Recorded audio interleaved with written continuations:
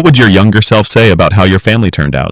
Every year, like clockwork, sometime between the last scrape of winter and the first hint of spring, I used to get this gnawing feeling in my gut, a mix of quiet hope and pre-programmed disappointment. My birthday always landed on March 17th. Not that the date mattered much, because in our house, it never really meant anything, not for me. There was always something more pressing, some reason it just wasn't the right time to celebrate. Tax season. Tight budget. Someone was sick. Dad was traveling. The dishwasher broke. One year, it was because my brother Jake had just gotten over strep throat, and my mom said it didn't feel festive to celebrate anything while he was still resting. He was 9. I was 12. And I still remember that year like it happened yesterday, because that was the year he got the pony. Yes, a literal goddamn pony. His birthday was in June, and it was sunny and warm and perfect, and there he was, riding around our backyard on this tiny white Shetland like some suburban prince, surrounded by kids from his class, plastic goodie bags swinging from their wrists like victory tokens. There was a clown, a magician who made quarters appear from behind kids' ears, and a full table with custom cupcakes shaped like baseballs and mitts. Our mom wore a yellow sundress and kept telling people it was a splurge, but hey, you only turn 9 once.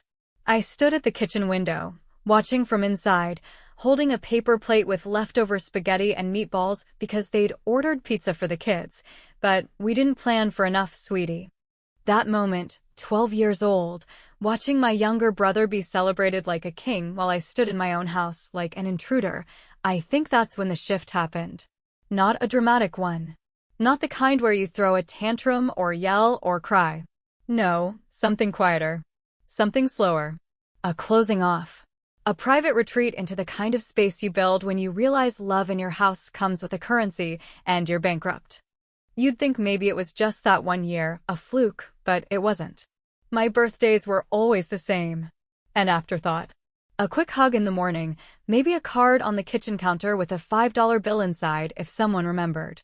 Once, when I turned 16, I got a text from my dad while he was on a business trip. Happy B-Day. Don't drive too fast now, winky face. I didn't even have my license yet. Meanwhile, Jake, who was only 13 that year, got a brand new mountain bike and a pool party with a DJ and catered food for his birthday just a few weeks later. No explanation, no apology. Just silence where my joy should have been. People always ask, well, did you say anything? Did you tell them how it made you feel? And the truth is no. Not really. Because after a while, you learn to read the room. You learn that saying something just makes it awkward. That any complaint from me was making a scene or being dramatic. The one time I did speak up, when I was 15 and asked why Jake always got a party and I didn't, my mother sighed and said, "Honey, you're more mature. Jake's still a kid. You don't want all that noise and mess, do you?" I remember nodding, even though inside, I wanted nothing more than that noise, that mess, that attention. It wasn't even about the parties. It was about what the parties meant. The effort. The thought. The fact that my brother's joy was a priority, a family project, something worth coordinating.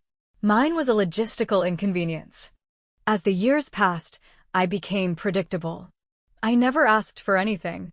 I stopped reminding people when it was my birthday. I started making plans with myself, buying myself a cupcake, maybe watching a movie alone, taking a walk to feel the day pass under my feet like any other Tuesday.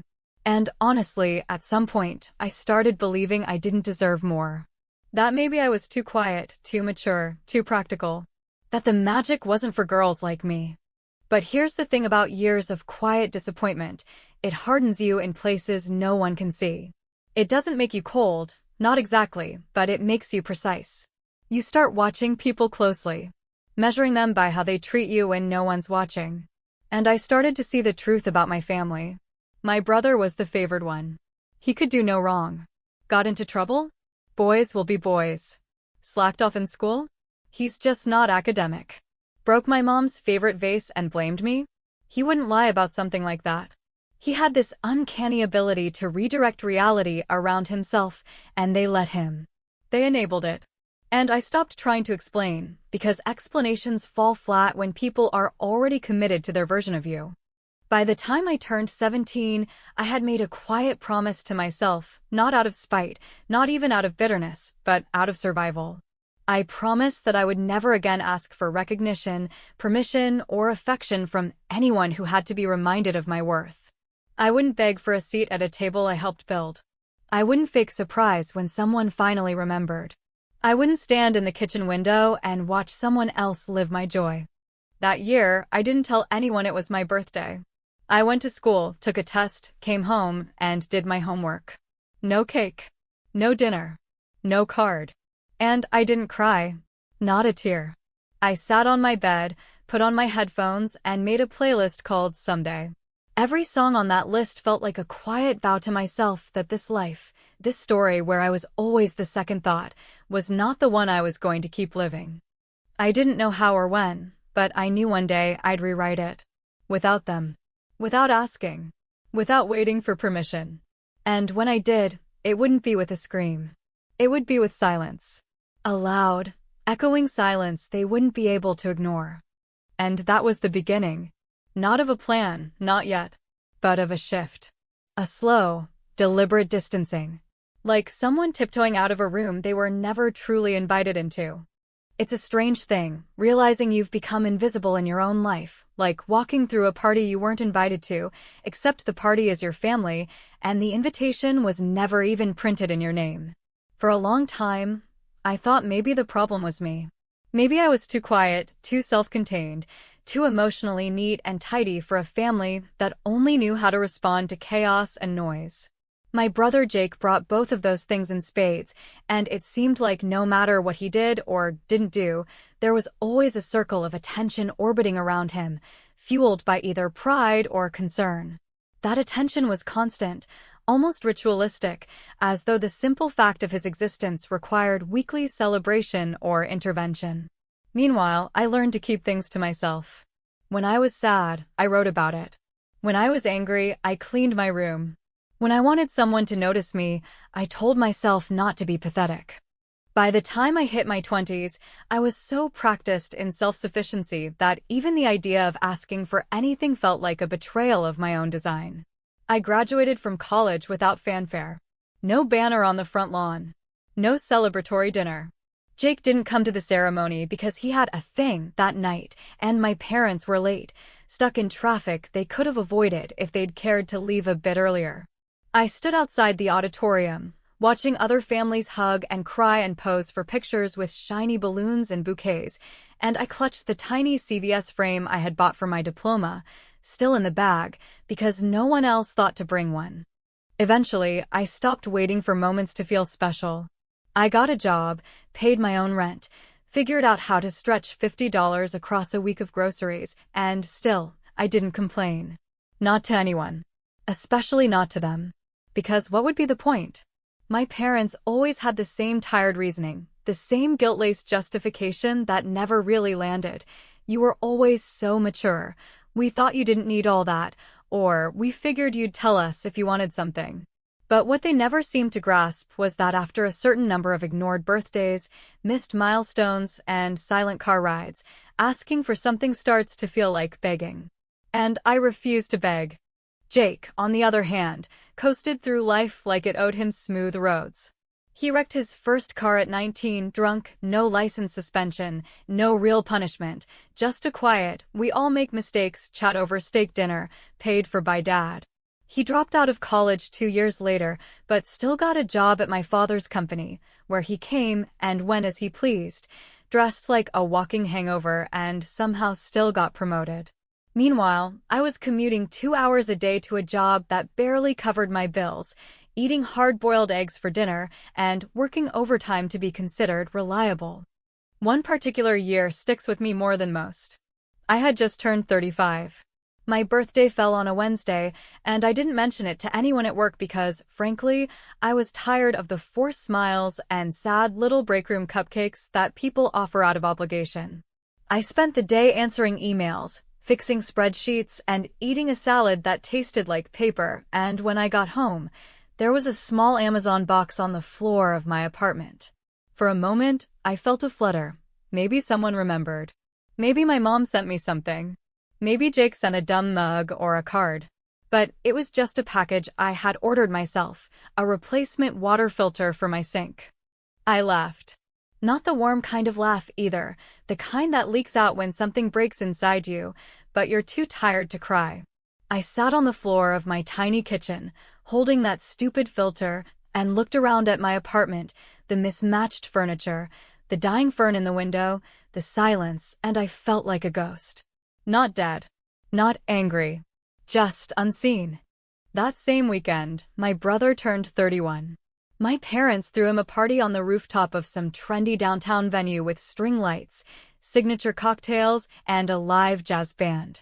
I only knew because someone tagged him in a story and the clip auto-played while I was scrolling, alone on my couch in sweatpants, with a discount frozen pizza baking in the oven. There he was, raising a glass while everyone sang, and there was Mom in the background, beaming like she'd just watched her son cure cancer.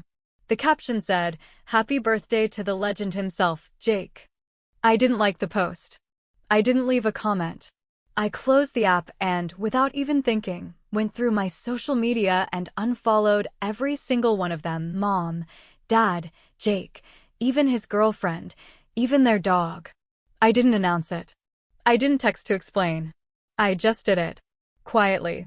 The way they had trained me to live, unseen, unheard, and most importantly, unimportant. That night, I did something I hadn't done in years. I took out a notepad, the kind I used to keep in college when I was still optimistic, and I wrote one sentence in the center of the page: "I am not going to live like this anymore." I underlined it twice. Then I went to my laptop, opened a browser, and typed in something that felt like a fantasy: solo luxury trips for women in their 30s.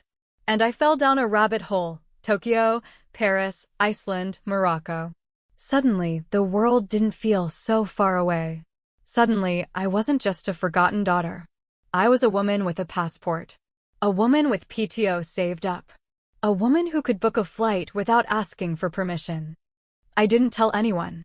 Not my coworkers. Not my parents. I didn't post anything about planning a trip. No countdowns. No travel hauls. I just started quietly preparing. Watching flight deals. Looking at boutique hotels with views of mountains and city lights. Reading articles about temples and Michelin-star sushi and sunrise hikes in Japan. I had no idea what I was building toward, but I knew it had to be different from what I had always been given. I wasn't angry, not really. Anger would have meant I still expected something. What I felt was closer to freedom. Like stepping off a train that never took me where I wanted to go and finally deciding to walk instead, no matter how long it took. The day I booked the flight, I didn't hesitate. I chose Tokyo. First class. A window seat. I paid with my own money, money I had saved in bits and pieces over years of telling myself someday. It wasn't about proving anything to anyone. It wasn't about showing off. It was about taking back something they never gave me, joy that wasn't borrowed. Celebration that wasn't conditional. A birthday that belonged entirely, selfishly, beautifully to me. And as I clicked confirm on the booking page and saw the confirmation email light up my screen, I didn't smile. I didn't cry. I just sat there, staring at the screen, completely still. For the first time in years, I felt real. They didn't know it yet, but that trip wasn't just about a vacation. It was the beginning of my quiet exit from the story they had always written for me. The morning I boarded the flight, something inside me shifted, not loudly or dramatically, not like in the movies where the main character looks out the window of the plane with a single tear rolling down her cheek, but in a way so deep and so still that it felt more like a tectonic plate finally clicking into place after years of pressure and silence. I had never flown first class before, never even sat near the front of the plane, and as I took my seat, spacious, private, with a chilled glass of sparkling water waiting for me, I didn't feel nervous or out of place, and I didn't feel like an imposter. I felt entitled, not in the selfish, bratty way that Jake always seemed to carry around like cologne, but in the quiet, grounded way of someone who has gone without for so long that when something good finally arrives, they don't flinch, they receive it. The flight to Tokyo was smooth, long, and strangely meditative. I didn't sleep much. Instead, I watched the map on the seatback screen as we moved inch by inch across the Pacific, and I thought about all the birthdays that had come and gone like dust, years that had slipped past without notice, without candles or laughter or even a simple, "I'm glad you were born." I thought about my 12th birthday when Mom told me that cake was too messy on a weeknight, so she made frozen lasagna instead, and how Jake's party later that summer had a custom cake in the shape of a Yankees stadium. I thought about my 21st, when I worked a double shift at the diner to cover rent and came home to find Jake drunk on my couch, waiting for a ride home from some club, asking if I had any Advil. I thought about all the quietness, all the swallowed words, all the years I had been my own witness because no one else had shown up. And then I looked out the window, watched the sunrise stretch across the clouds like someone painting a new page, and I told myself, not out loud, but with absolute certainty, this year, things are different. When we landed in Tokyo, it was early evening, and the city greeted me not with fanfare or spectacle, but with a kind of dignified vibrance, a soft roar of neon and movement and stillness all at once. The driver met me at the terminal holding a small sign with my name on it, and even that, the simple fact of someone expecting me, knowing I was coming, felt foreign, strange, almost too good to be real. The ride to the hotel passed in a blur of lights and unfamiliar symbols, and I kept catching glimpses of myself in the reflection of the car window, trying to make sense of this new version of me. This woman who had finally decided she was worthy of her own celebration. The hotel was unlike anything I had ever experienced. The doorman greeted me with a bow, the lobby smelled like jasmine and polished stone, and the elevator rose so smoothly I barely felt the ascent. When I stepped into the penthouse suite, I stood completely still for nearly a full minute, just taking it in, the floor-to-ceiling windows looking out over the Tokyo skyline, the mountains in the far distance dusted with snow, the deep soaking tub with rose petals already floating inside it, the bottle of champagne on ice with a small card that read, "Welcome and happy birthday." I didn't cry. I thought I might, but instead, I just smiled. Not a big, dramatic smile, just a small one, the kind you give yourself when something finally feels right. That night, I didn't go out. I didn't call anyone. I didn't text a soul. I ordered room service, miso black cod, sake, and the most delicate slice of yuzu cheesecake I had ever tasted.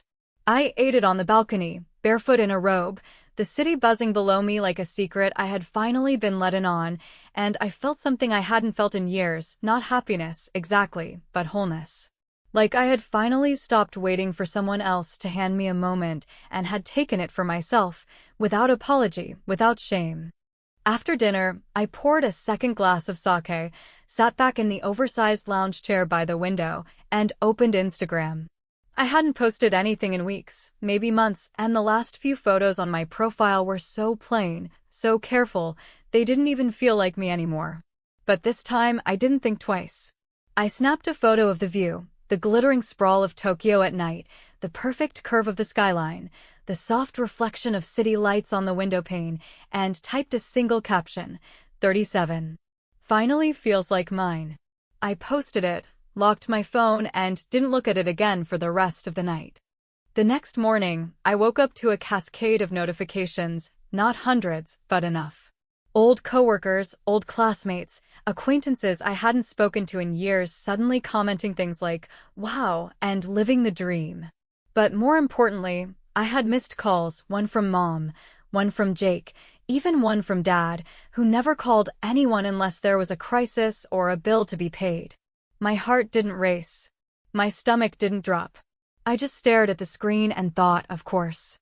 Because now that I had done something worth noticing, now that I had stepped outside the box they'd comfortably kept me in for over 3 decades, now that I had done something beautiful without their permission or participation, they suddenly had questions.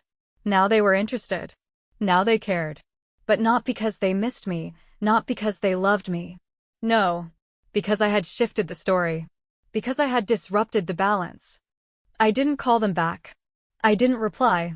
I spent that day walking through temples, tasting street food, and buying myself small gifts, handmade jewelry, a silk scarf, A sketch from a street artist who captured my profile in charcoal with such elegance it nearly made me blush. I laughed out loud for the first time in weeks in a quiet alley where no one knew my name, and in that moment, I realized something that would stay with me long after the trip was over. I had never actually been lonely. I had just been surrounded by people who didn't know how to see me. That night, as the messages kept coming, "Where are you? Are you okay? Call us, please." I poured a glass of wine, turned off my phone, and stared out the window of my penthouse suite. I didn't feel angry. I didn't feel spiteful. I just felt free. They had always told me my birthday was too expensive to celebrate. Turns out, they were right. They just had no idea what the cost would be. It was almost amusing, if it hadn't carried the distinct stench of hypocrisy so sharp I could taste it, how the very people who had spent the better part of my life overlooking me, dismissing me, rendering me a permanent footnote in the margins of my own family narrative, had suddenly become so alarmed, so indignant, so unexpectedly curious the moment I slipped outside their line of vision and, for the first time in decades, became someone they could no longer define, control, or condescend to. I hadn't told anyone I was coming home. My return flight was calm, uneventful, and comfortable in a way that made me feel like I was returning from a different life, one that hadn't been dictated by obligation or carried on a leash of small expectations. I slept most of the way, lulled by the white noise of the cabin, the champagne, and the pleasant exhaustion that comes only after you've spent several days feeling deeply, entirely yourself. When I landed back in the States, the messages had only intensified: missed calls, voicemails from my mother that began with forced concern and ended with veiled reprimands, texts from Jake that read less like brotherly worry and more like passive-aggressive jabs wrapped in emoji-laden sarcasm, and even one cryptic email from my father with no subject line, no greeting, and only 5 words: "Call your mother. She's worried." I didn't respond to any of them. Not out of pettiness. Not out of some grand design to make them squirm, although I won't pretend the idea didn't hold some appeal. I stayed silent because I had spent so many years shouting into a void, trying to be heard, trying to be acknowledged, and now that I had finally reclaimed the silence for myself, I had no intention of giving it up so easily. It was Jake, unsurprisingly, who broke the silence in the most expected and yet still somehow irritating way, through performance, through spectacle, through a group text he created titled Family Check-In, as if we were suddenly the kind of people who sent each other memes and recipes. He added me, my parents, and even his girlfriend Madison, who had never once texted me directly in the 4 years they'd been together. The message, of course, started with fake warmth. "Hey guys. Just wanted to loop everyone in. Heard back from Maddie's cousin, and we're thinking Tahoe for New Year's. Also, has anyone heard from our world traveler lately? Sis? You alive?" Followed by a winky face and a gif of a guy dramatically looking through binoculars. I stared at that message for longer than I should have, trying to determine what, exactly, was meant to be funny about it. Maybe they all thought this was a joke, that I had just gone off on some whim, indulged in a little impulsive birthday escape, like a bored housewife in a romantic comedy. Maybe they hadn't quite absorbed the fact that this wasn't a detour. This was a departure. A shift in orbit. A rejection of their tired script in which I was forever the background character. And maybe, just maybe, that was what unsettled them the most. 3 days later, my mother invited me to dinner. The message was brief, as her texts always were when she was trying to sound casual. "Hey sweetie, if you're back, come by for dinner Sunday. Just something light. Dad wants to see you." No apology. No acknowledgement of the weeks of silence, the years of neglect, the birthday she forgot. Just the same clipped tone she used when reminding me to return Tupperware. Still, something in me wanted to see them, not for connection, not for reconciliation, but to witness their faces, their body language, their expressions when they realized I had changed, and that I had changed without them. It wasn't revenge. Not quite. It was information. I wanted to see what absence had taught them, if anything. The moment I stepped through the front door of their house, a house I had once known down to its creaking floorboards and chipped molding, but which now felt staged, artificial, like a life-size dollhouse, I could sense the tension hanging in the air like humidity before a storm. My mother greeted me with a tight smile and arms that hesitated just long enough for the hug to feel forced, and Jake, lounging on the couch like a lazy king, gave me a mock salute and said, "Well, well, look who's too fancy to text back. Do we have to start bowing now, or just kiss the ring?" His laugh was meant to be light, but his eyes were hard. I didn't give him the satisfaction of a retort. I walked into the kitchen, poured myself a glass of water, and sat down at the table, completely at ease in a way that visibly unsettled my mother, who kept darting nervous glances toward my father, as if expecting him to steer the conversation back to safer territory. But he didn't. He barely spoke. He just watched me, like I was a stranger in his house, like he was trying to locate some version of me that he could still recognize. And when none appeared, he said nothing. Dinner was a strained parade of surface-level conversation. Jake bragging about some real estate deal he was helping out with at Dad's firm, Madison talking about her Instagram wellness page, my mother asking about the food in Tokyo like it was some exotic concept she had only read about in glossy magazines. No one asked why I went. No one asked what it meant. But the questions were thick in the air, waiting like soldiers at the edge of a battlefield. Finally, Jake couldn't help himself. He leaned back in his chair, his wine glass dangling between two fingers like a prop, and said, "So seriously, what's the deal? You just wake up one day and decide to be mysterious and rich, or was this, like, some eat, pray, love thing?" There it was, the jab, the jealousy, the attempt to diminish. I could have ignored it, but I didn't. Not this time. I looked him dead in the eye and, with the calm of someone who has nothing left to prove, said, "I didn't decide to be mysterious, Jake. I decided to stop explaining myself to people who were never really listening." The silence that followed was delicious. My mother cleared her throat, the sound brittle, and tried to pivot. "We just worry, sweetheart. You disappearing like that, posting cryptic things online, it scared me. You could have been hurt. You could have been happy," I said, finishing the sentence for her not with anger, but with clarity so sharp it cut the air. She blinked, looked down at her plate, and for the first time in years, I saw something flicker behind her carefully curated expression, not guilt, not regret, but confusion. Genuine, helpless confusion at the idea that I had found happiness elsewhere, and worse, that I hadn't needed them to find it. Dinner ended shortly after. No dessert. No hugs goodbye. Just the same quiet tension, only now stretched even thinner by truth they couldn't quite digest.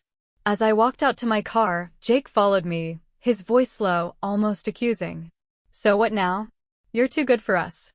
I turned, met his gaze, and said something that wasn't planned, but felt like the most honest thing I had ever spoken. "No, Jake. I'm finally too free for you." I got in my car, drove away without looking back, and realized as I hit the freeway that I didn't feel triumphant, didn't feel vengeful, didn't even feel sad. I just felt done. And sometimes, done is the most powerful thing you can be. I didn't wake up that morning expecting it to be any different than the ones that came before, and yet, as the soft golden light filtered in through the linen curtains of my new apartment, one that overlooked a quiet stretch of ocean I never thought I'd live near, it occurred to me with a strange, almost unsettling calm that I had finally arrived at a place in my life where I owed no explanations, no apologies, and most importantly, no emotional debt to the people who had spent years treating my worth as conditional, transactional, or simply optional.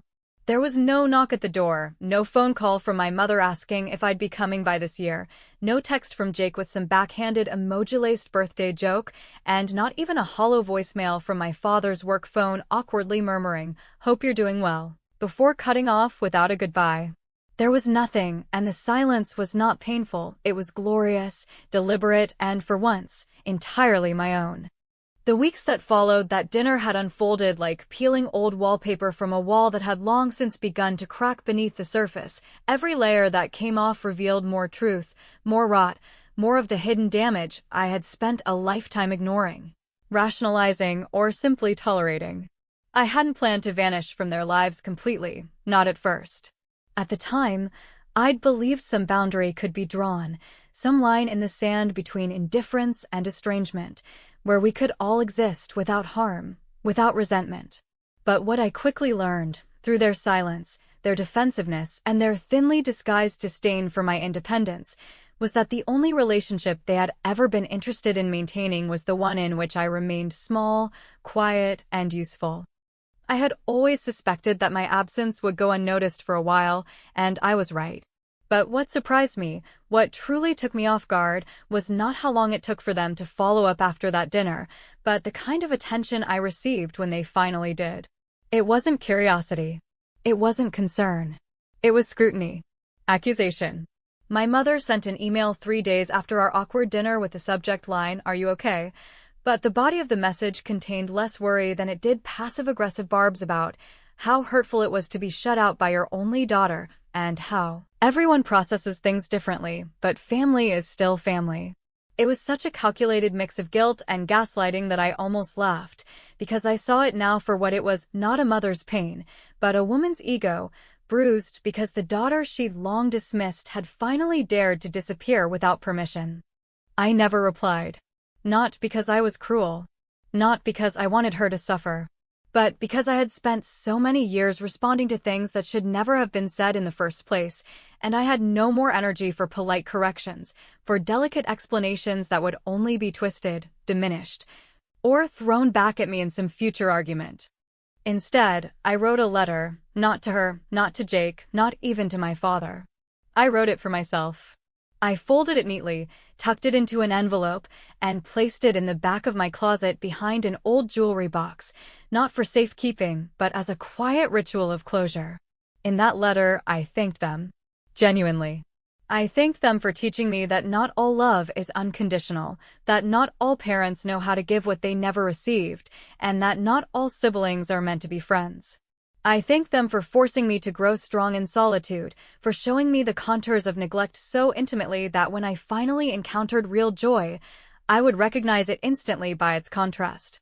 I thank them for every forgotten birthday, every ignored milestone, every cold glance across a dinner table, because without those empty moments, I might never have learned how to fill my life with meaning on my own terms.